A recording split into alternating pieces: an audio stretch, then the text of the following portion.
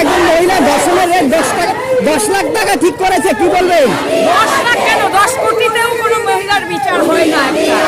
একটা মানুষের জীবনের থেকে কোনো টাকাই তার কাছে আর কি বিরাট কিছু না। টাকার মূল্য আমাদের বিচার চাই, আমাদের বিচার চাই, শুধু জাস্টিস চাই।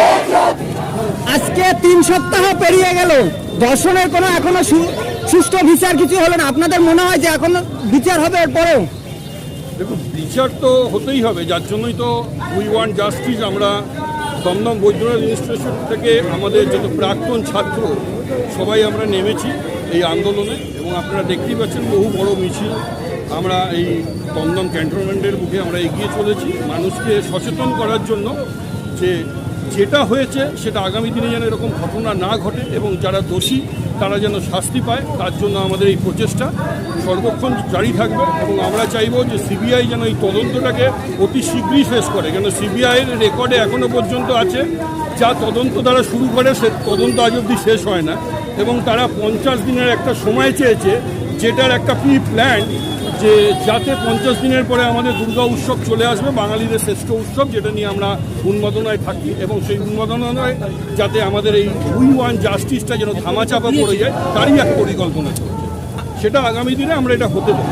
আমাদের মুখ্যমন্ত্রী প্রথমে বলেছে যে দর্শিতা তো আর ফিরে আসবে না, তো আমরা 10 লাখ টাকা তাকে দিতে চাই। তারপরে দ্বিতীয়ত তিনি বললেন যে সিবিআই এখন কোনো বিচার করছে না, এখন বলছে সামনে দুর্গাপুজো, তো এই আন্দোলনকে এগিয়ে দুর্গাপুজোর আনন্দটাকে মাটি করবেন না, কি বলবেন? দেখুন, এই আন্দোলন তো আন্দোলনের মতো চলবে, পুজো পুজোর মতো চলবে। আমরা যেভাবে মানুষের জন্য কাজ করে যাচ্ছি, মানুষের পাশে আছি, মানুষের জন্য লড়াই করছি, এই লড়াইটা আমাদের অব্যাহত। সে মুখ্যমন্ত্রী বলুন, প্রধানমন্ত্রী বলুন, তারা যদি মনে করে নৈতিকভাবে তারা কাজ করবে, আগামী দিনে তারা সেই চেয়ারে বসতে পারবে, নাহলে জনগণ তাদেরকে সেই চেয়ার থেকে নেমে মাটিতে ফেলে দেবে। স্যার, 20 থেকে 21 দিন পার হয়ে গেল, এখনো কোনো বিচার শুরু হবে না, আসলে কি এর বিচার হবে? আমরা বিচারের যাত্রা করছি। আমরা চাই যে সিবিআই সক্রিয় হোক, অপরাধীরা ধরা করুক, এবং এই রাজ্যে যারা এই প্রক্রিয়াকে নষ্ট করতে চাইছে, যারা ইতিমধ্যে বিভিন্ন প্রমাণ লোপাট করেছে, তাদেরও শাস্তি। আমাদের মুখ্যমন্ত্রী 10 লাখ টাকা প্রথমে রফা করতে চেয়েছিলেন, তারপরে সিবিআই হাতে চলে গেল, তিনি বললেন যে সিবিআই কেস ঠিকঠাক তদন্ত করছে না, এখন আবার বলছে সামনে দুর্গাপুজো, তো আপনারা এই আন্দোলনকে দুর্গাপুজোর আনন্দটাকে মাটি করে দেবেন না, কি বলবেন? এবার কি পুজোর কোনো আনন্দ আছে?